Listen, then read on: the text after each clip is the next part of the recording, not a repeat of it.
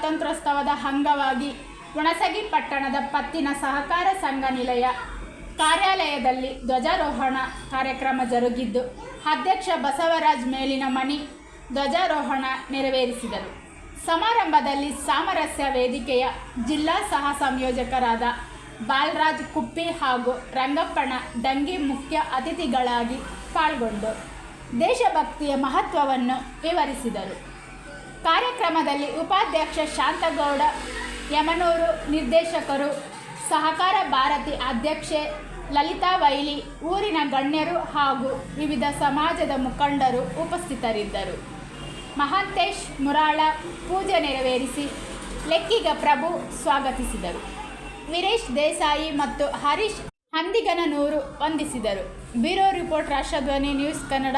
ವರದಿಗಾರರು ಹನುಮಂತ ದೊರೆ, ಹುಣಸಗಿ. ಸಮಸ್ತ ನಾಡಿನ ಜನತೆಗೆ 79ನೇ ಸ್ವಾತಂತ್ರ್ಯೋತ್ಸವದ ಶುಭಾಶಯಗಳೊಂದಿಗೆ ಇವತ್ತ ಇಡೀ ದೇಶಾದ್ಯಂತ ವಿಜೃಂಭಣೆಯಿಂದ ಸ್ವಾತಂತ್ರ್ಯೋತ್ಸವವನ್ನು ಆಚರಿಸ್ತಾ ಇದ್ದೇವೆ. ಬಂಧುಗಳೇ, ನಮ್ಮ ಸನಾತನ ಧರ್ಮದ ಭಾರತ ದೇಶದಲ್ಲಿ ವಿವಿಧತೆಯಲ್ಲಿ ಏಕತೆ ಕಂಡಂಥ ದೇಶ ಇದು. ವಿವಿಧ ಮಠಾಧೀಶರು, ವಿವಿಧ ಜಾತಿಗಳೊಂದಿಗೆ ಸೇರಿದಂಥ ಭಾರತ ದೇಶ. ಇಲ್ಲಿ ಎಲ್ಲ ಜಾತಿ ಮಠಗಳೊಂದಿಗೂಡಿ ಒಂದು ಭಾರತ ದೇಶವಾಗಿದೆ. ಇವತ್ತು ನಾವು ಸ್ವಾತಂತ್ರ್ಯವನ್ನು ಪಡೆದ ಸ್ವತಂತ್ರವನ್ನು ಅನುಭವಿಸ್ತಾ ಇದ್ದೀವಿ. ಮುಂದಿನ ದಿನಮಾನಗಳಲ್ಲಿ ಈ ಭಾರತ ದೇಶ ವಿಶ್ವಗುರು ಆಗಬೇಕನ್ನೋ ಒಂದು ಅಭಿಲಾಷೆ ಈ ದೇಶವಾಸಿಗಳದ್ದಾಗಿದೆ.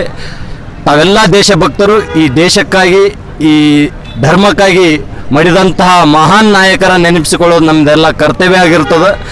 ಈ ಭಾರತ ದೇಶದ ಸ್ವಾತಂತ್ರ್ಯಕ್ಕೋಸ್ಕರ ಹೋರಾಡಿದಂತಹವಾಗಿ 1857ನೇ ಇಸವಿಯಲ್ಲಿ ಸುರಪುರದ ರಾಜ ವೆಂಕಟಪ್ಪ ನಾಯಕರಿಂದ ಈ ಸ್ವಾತಂತ್ರ್ಯದ ಕಿಚ್ಚು ಇಡೀ ದೇಶಾದ್ಯಂತ ಹತ್ತಿಕೊಳ್ಳುತ್ತದೆ.